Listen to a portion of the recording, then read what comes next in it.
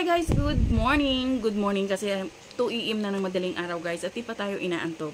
So, magchika na lang muna tayo. Alam nyo ba, nung napanood ko ang MediaCon ng My Father Sins, napawaw ako sa pagsagot ni Francine Diaz. Ang galing.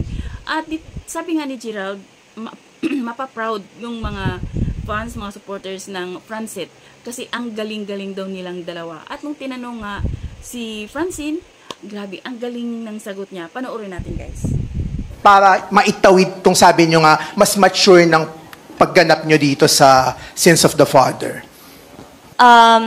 Sa serye na to, mapapakita namin yung kung ano pang kaya naming ibigay bilang mga aktor. Kasi pag sinabi mong love team, usually ang ina-expect sa inyo, kilig lang eh. Romance, kilig. Yeah, kilig, heartbreak, pero we are so much more than that. Wow. Kaya namin na maging magkalaban kami, magkaaway kami, pero yung kilig factor nandun. Pero syempre, responsibility namin yun. Paano natin palalabasin yung sinasabi nilang chemistry nating dalawa. Right. But, yun po, nakakatuwa lang na nakikita rin namin yung growth namin bilang mga actors sa show na to.